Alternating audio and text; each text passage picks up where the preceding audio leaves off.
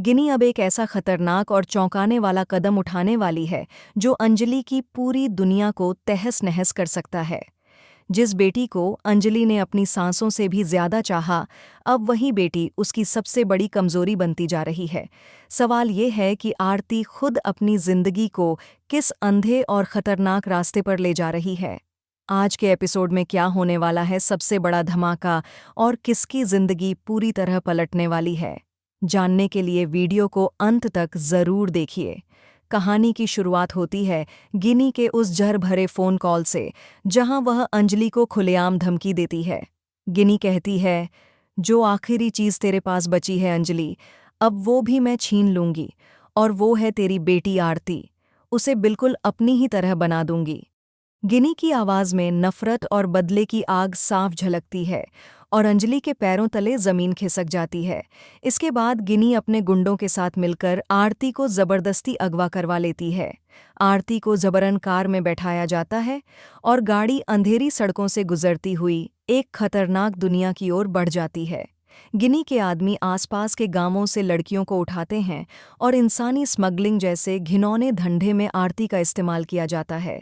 मासूम जिंदगियां दांव पर लग जाती हैं और आरती खुद भी इस दलदल में और गहराई तक फंसती चली जाती है। इसी दौरान पंकज और विद्युत कश्यप की नज़र नशे में चूर आरती पर पड़ती है।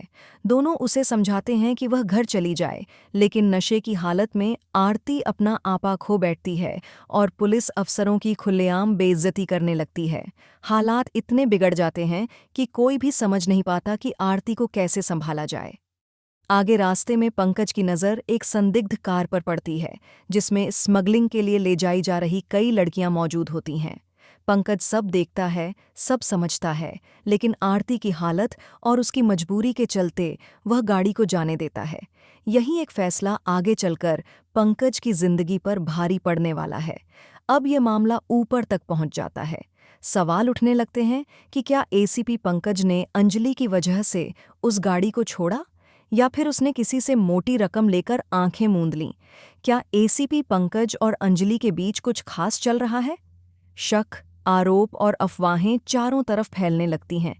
गुस्से और बेबसी में एसीपी पंकज अंजलि से तीखी बहस करता है और कहता है, सिर्फ आपकी बेटी की वजह से मुझे इंक्वायरी कमीशन के सामने बैठना पड़ सकता है।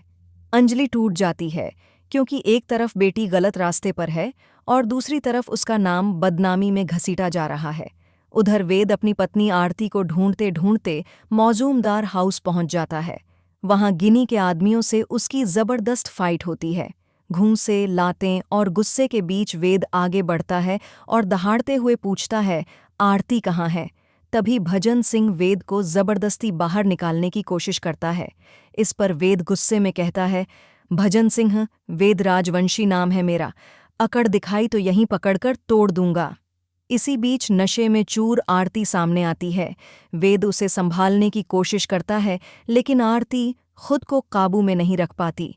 वह अपनी मां अंजलि को गालियां देने लगती है और ताने मारते हुए कहती है, जाइए अपनी सास अंजलि अवस्थी की चमचागिरी कीजिए, 2 टके की औरत। ये शब्द वेद के दिल में तीर की तरह चुभते हैं और गुस्से में आकर वह आरती को थप्पड़ मार देता है। उधर अंजलि फोन पर आरती को डांटते हुए कहती है, तमीज से बात करो, मैं तुम्हारी माँ हूँ। इस पर आरती फूट पड़ती है और कहती है, कौन सी माँ, कैसी माँ, जिसने अपने सुख के लिए मेरी जिंदगी बर्बाद कर दी।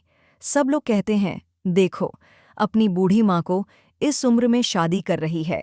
अंजलि कांपती आवाज में कहती है कि पंकज ने उसे चेक पोस्ट पर पकड़ा था और वह लड़कियों का चालान कर रही थी। आरती बेपरवाही से जवाब देती है, हाँ करूंगी, पैसे मिल रहे हैं मुझे। यह सुनकर अंजलि का दिल टूट जाता है।